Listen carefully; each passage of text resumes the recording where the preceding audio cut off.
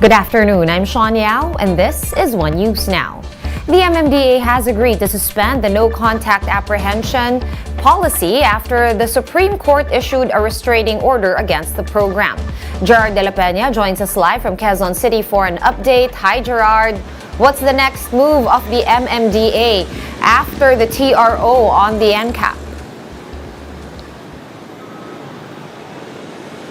Well, Sean, the MMDA has temporarily suspended the enforcement of its very own no-contact apprehension policy, but it said that it still has to clarify some legal matters with the Office of the Solicitor General.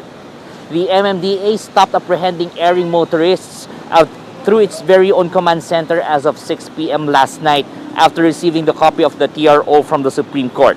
The SC said that although the MMDA was not a respondent to the complaint fired by various transport groups, its very own NCAP enforcement became the basis of local governments in their respective implementations. This is why the agency is seeking legal advice from the Office of the Solicitor General for their next steps. Pending this legal advice, they will deploy more than 900 traffic enforcers today. These enforcers will be assigned in key areas that were usually monitored by CCTVs like portions of EDSA, C5, Commonwealth, Quezon Avenue, and Rojas and Macapagal Boulevards. The command center, called Metro Base, will remain operational as it is also used for monitoring traffic, accidents, road conditions, and flooding.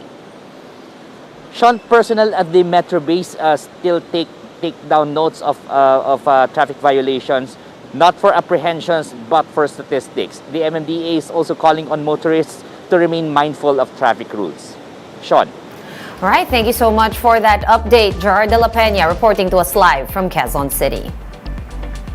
And in the weather, we have Tropical Depression Gardo maintaining its strength as it moves northwest, headed to the east of extreme northern Luzon.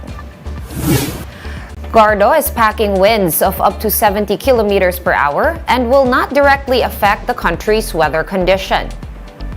It is expected to move northwest as it interacts with the super typhoon Hinanmor that is still outside the Philippine area of responsibility.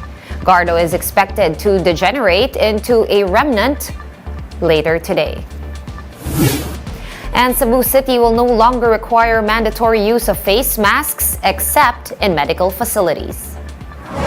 Cebu City Mayor Mike Rama signed this executive order, making the use of face masks voluntary, particularly for outdoors. Meanwhile, the city government is giving establishments and building managements the discretion on whether or not to require the use of face masks in their areas.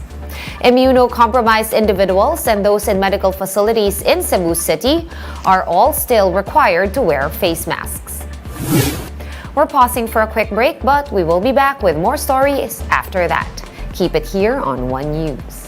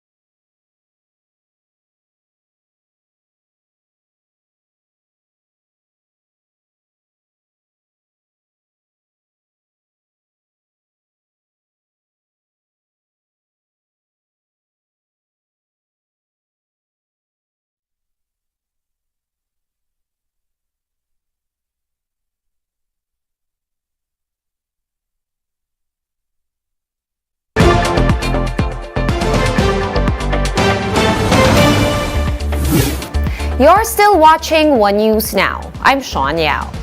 Constant flooding in Maguindanao is starting to disrupt in-person classes in the province.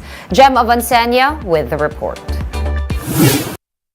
This is Barangay Tukanakudan of Sultan Sabarongis in Maguindanao from above. The Ala River has overflowed, causing massive flooding for 4 months already.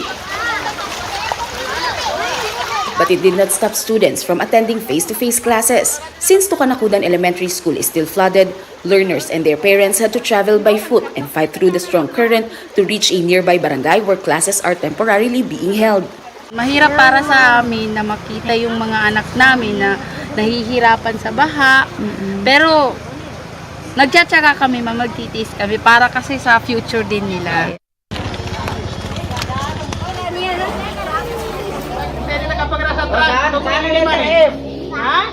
As they arrive in Barangay Caridad, grades 1 to 4 are designated to one area. They have no chairs, blackboards, or even electric fans. Lessons from different grade levels also overlap as they take their classes side by side. Mahirap para sa amin kasi sa sobrang crowded po siya, and then hindi masyadong maintindihan ng mga bata yung tinuturo namin minsan. Kasi siyempre, iba yung naririnig nila. Tapos, yung space din, mahirap para sa amin. So, minsan kailangan talaga namin kailangan i-voice out talaga yung pagtuturo sa kanila. Grades 5 and 6 are also merged in a separate area. Kindergarten students, meanwhile, are staying in the barangay's purok. Aside from classrooms, the school is also in need of more teachers and supplies. The principal said they are finding ways to ensure continued learning despite the flooding and the persisting threat of COVID-19. Tugal Elementary School is also submerged in floodwaters. The LG of Sultan Sabarongis is now planning to build makeshift classrooms. Ang plano namin ngayon, i-convene ko yung local school board ko dahil ipatawag ko sila at usapan namin kung anong gawin namin dyan sa eskwela na yun. Dahil ang mga tao ngayon sa Tukanakudan na scattered na sila. The Bangsamoro region is now under a state of calamity due to severe flooding. Residents and school personnel are now appealing to the local government to come up with immediate plans to address the flooding. But until then, all students and teachers in Maguindanao can do is to wait and be resourceful in pushing through with classes. For News 5, Jem Avancenia, we are One News. Let's now take a quick look at today's other top stories. Ampatuan Maguindanao Police Chief Lieutenant Reynaldo Samson and one of his men were killed in an ambush on Tuesday. Samson and his team were on their way to Barangay Kapinpilan to serve a warrant when they were gunned down.